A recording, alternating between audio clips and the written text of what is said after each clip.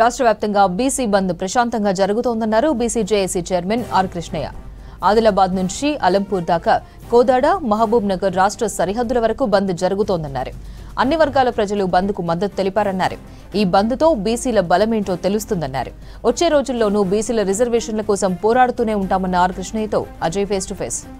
రాష్ట్ర వ్యాప్తంగా బీసీలకి 42% రిజర్వేషన్ కల్పించాలనే దానిపైన హైకోర్టు స్టే ఇవ్వడంతో ఈరోజు రాష్ట్ర వ్యాప్తంగా కూడా బీసీ జేఏసీ ఇచ్చిన బంద్ కాల్తో మొత్తం కూడా బంద్ జరుగుతుంది. హైదరాబాద్తో పాటు తెలంగాణ రాష్ట్ర వ్యాప్తంగా అన్ని జిల్లాలు కూడా స్వచ్ఛందంగా బంద్ నిర్వహిస్తున్న సిచ్యువేషన్. తెలంగాణ రాష్ట్రంతో పాటు మెయిన్గా హైదరాబాద్లో బంద్ స్వచ్ఛందంగా జరుగుతున్న పరిస్థితి. సో మనతో పాటు మాట్లాడేందుకు ఇదే అంశం పైన బీసీ నేత రాజ్యసభ సభ్యుడు ఆర్ కృష్ణ ఉన్నారు. సార్ చెప్పండి, బంద్ ఏ విధంగా జరుగుతుంది? హైదరాబాద్తో పాటు తెలంగాణ రాష్ట్ర వ్యాప్తంగా బంద్ ఏ విధంగా జరుగుతుంది? మీకున్న రిపోర్ట్ ఏంది? హైదరాబాద్తో పాటు ఆదిలాబాద్ నుంచి ఆలంపూర్ దాకా, ఇక్కడ కోదాడ దాకా, ఇక్కడ మహబూబాబాద్, వరంగల్ దాకా, అక్కడ అవతల కూడా బార్డర్ దాకా కూడా పెద్ద ఎత్తున బంద్ జరుగుతుంది. ఇంతకు మొదలు ఎప్పుడు బంద్ జరిగినా టౌన్లలో, జిల్లా హెడ్ క్వార్టర్లలో జరిగేది.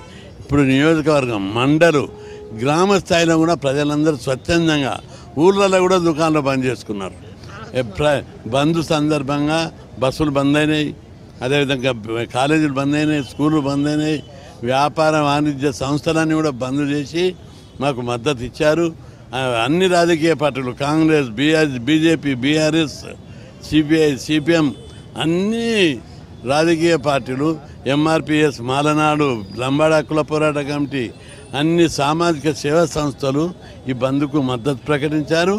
ఇది చరిత్రలో కనీ విని ఎరగని రీతిలో బంద్ జరుగుతుంది. ఇప్పుడు మీరు చెప్పినట్లు అన్ని పార్టీల్లో ఉన్నటువంటి బీసీ నేతలంతా కూడా దీనికి మద్దతు తెలుపుతున్నారు. కానీ కేంద్రం చేతిలో ఉంది. సో ఇటు బీజేపీకి సంబంధించి మీరు ఏం చెప్తారు? అంటే ఈ ఆమోదానికి సంబంధించి, మెయిన్గా బిల్ సంబంధించి అంటే ఒక బీజేపీ చేతనే ఉండదు. బీజేపీ చాలామంది బీజేపీకి యాంటీ బీసీ, యాంటీ ఎస్సీ అని అంటారు. నేను ప్రశ్నిస్తున్నా, గతం లోపల 76 ఏళ్ళు స్వతంత్రం వచ్చినాయి, ఎన్నో పార్టీలు పరిపాలించినాయి. ఎప్పుడైనా బీసీలకు ప్రధానమంత్రి ఇవ్వాలని మేము డిమాండ్ చేస్తే ఏ పార్టీలనైనా అవకాశం ఉంటే కూడా ఇచ్చిరా? ఇవ్వలేదు.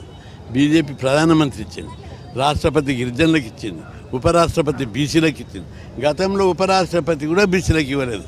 ప్రధానమంత్రి ఇచ్చింది, ఉపరాష్ట్రపతి ఇచ్చారు. సుప్రీంకోర్టు చీఫ్ జస్టిస్ దళితునికి ఇచ్చింది బీజేపీ పార్టీ. అంతేకాదు, ఎప్పుడు ఎవ్వరు మేము కులగణన చేయాలని డిమాండ్ చేస్తున్నాం. ఇంతవరకు ఏ పార్టీ, ఏ ప్రభుత్వం కులగణన చేయలేదు. బీజేపీ పార్టీ మొదటిసారిగా చరిత్ర, అదో చరిత్ర, కులగణన ఒప్పుకున్నారు. కులగణన వచ్చిన తర్వాత అన్ని కులాలకు వారి వారి జనాభా ప్రకారం వాటా లభిస్తుంది. ఈ పోరాటం తప్పనిసరి బీజేపీ అనుకూలంగానే, బీసీలకు అనుకూలంగా ఉంది. అసెంబ్లీలో మద్దతు ఇచ్చారు, ఈ బంద్కు మద్దతు ఇచ్చారు. తప్పనిసరిగా విజయం సాధిస్తాం. ఇప్పుడు ఈరోజు బంద్ చూస్తున్నాం, చాలా ఉధృతంగా జరుగుతుంది. తెలంగాణ రాష్ట్ర వ్యాప్తంగా అందరూ స్వచ్ఛందంగా బంద్లో పాల్గొంటున్నారు. అంటే గతంలో రిజర్వేషన్ల పరంగా ఇలాంటి బంద్ జరిగిందా? గతంలో ఇలాంటి సిచ్యువేషన్ ఉండేనా ఎప్పుడన్నా? 1980లో ఎన్టీ రామారావు బంద్ 44% రిజర్వేషన్ పెంచారు. అప్పుడు నేనే అధ్యక్షుడి సమసంగ్రామ పరిషత్ పెట్టి రిజర్వేషన్లకు మద్దతుగా 2 సార్లు రాష్ట్ర బంద్ ఉమ్మడి రాష్ట్రంలో చేశాం. పెద్ద ఎత్తున జరిగింది. 1990లో మండల్ కమిషన్కు సుప్రీంకోర్టు స్టే ఇస్తే బీసీలంతా బగ్గుమని 2 సార్లు బంద్ జరిపాం. 90-92 మధ్యన 2007లో మరొకసారి బంద్ జరిపాం, కేంద్ర విద్యాసంస్థల రిజర్వేషన్లు పెట్టినప్పుడు.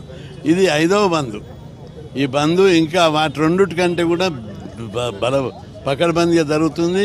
ఈ బంద్ను చూసి పార్టీలు, ప్రభుత్వాలు తమ వైఖరి, రాజ్యాంగబద్ధమైన సంస్థలన్నీ బీసీలను చిన్న చూపు, నిర్లక్ష్యం చేసే పద్ధతి మార్చుకుంటారు. మార్చుకోకపోతే ఈ ఉద్యమం గుణపాఠం. ఫైనల్గా చెప్పండి, ఈ 42% బీసీ రిజర్వేషన్ సంబంధించిన దానిపైన భవిష్యత్ కార్యాచరణ ఏ విధంగా ఉండబోతుంది? యాక్టివిటీస్ ఏ విధంగా ఉండబోతున్నాయి? బీసీ జేఏసీ ఏ విధంగా పనిచేయబోతుంది? బీసీ జేఏసీ అన్ని బీసీ సంఘాలు, అన్ని యువజన సంఘాలు, కుల సంఘాలతో చేసినాం. ఇంకా ఇంతవరకు రాని ఎవరన్నా ఇంట్రెస్ట్ ఉన్న వాళ్ళందరినీ కలుపుకపోయి వాళ్ళకి సముచిత రీతిలో స్థానం కల్పించి ఈ ఉద్యమం బలోపేతం చేయడమే ఉద్దేశం.